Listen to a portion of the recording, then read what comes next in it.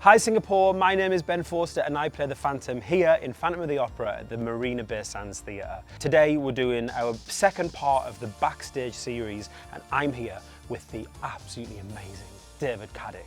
He is a legend of the musical theatre world. He has been with Phantom since its very first night in the West End. So David, for me, it's an absolute honour to be working with you. You've been with the show for so long and over so many years. Have you seen like a big evolve in the show, and how have you seen it change over the years? It'll be 40 years. London opened in 1986, and at that point I was working with Andrew and his production company. When we opened in London, we had a team of 10 copyists writing by hand. Wow. Now if we were to do a show, everything is electronic. That's one of the biggest changes, is the advance in technology.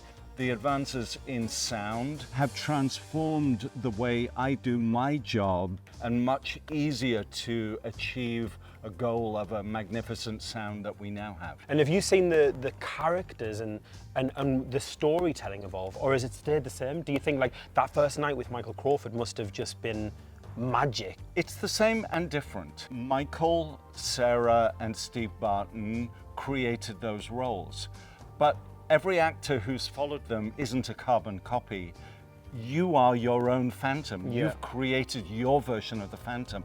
Otherwise, we'd become a museum. So it evolves with every actor who comes to play. That's what keeps the performance alive. It's never the same. So from night one to 40 years on, have you got any big standout memories? In 1986, we didn't know what we had. Dress rehearsals that we had didn't seem to be that promising. There were technical errors and some people were getting a little nervous. And then suddenly on the first preview, it just came together and the audience response was amazing.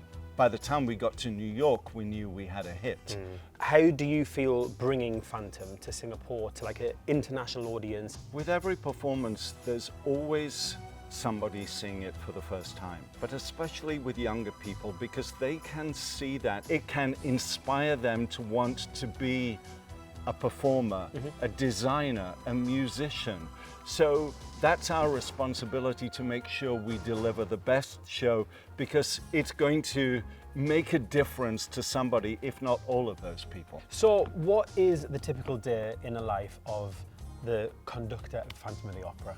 It begins finding musicians. We're fortunate here in Singapore that there is a pool of really good musicians. Then for me, I turn up and we start rehearsing the orchestra. With a Lloyd Webber score, it's nearly all sung through. Lots of changes of meter, time changes, key changes. It takes them a while to learn what happens next. Well, and you and I hadn't met until we started rehearsal here. So I'd done one city before this with a different Phantom.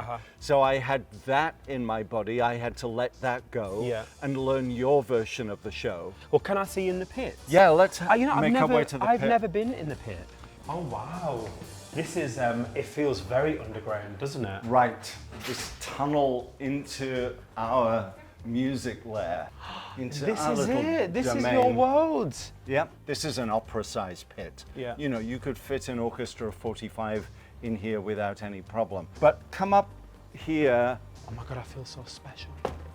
I'm going to stand right there. Oh, you've got the best seat in the house, David. Yeah, I always say the conductor has the best seat in the house. We have 14 players, but they sound 3 times that amount. But again, that's the beauty of the electronics that we have now, of how advanced they are in the multiple layers that you can create.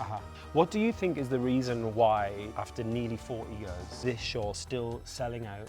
It's a combination of so many things that it just works. The mystery, the love, the emotion, the passion. It can't be boiled down to any formula. It's magic.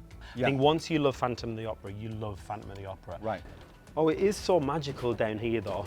I really love it. What do you love most about Phantom of the Opera?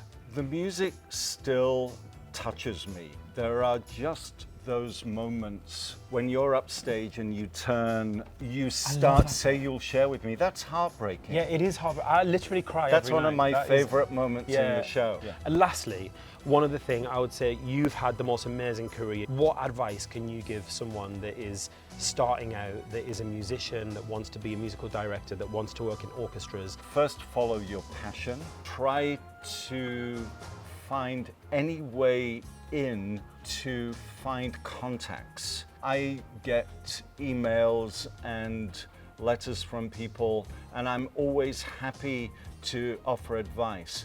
I learned by observing other people of what worked and what didn't. Yeah. And there were some people who weren't nice to others, and that isn't how I like to operate. You look to inspire people, and then they inspire you. Well, I think that's amazing advice, and thank you so much for answering all my questions. Thank you for joining us. We hope you found it interesting, and we will see you very soon.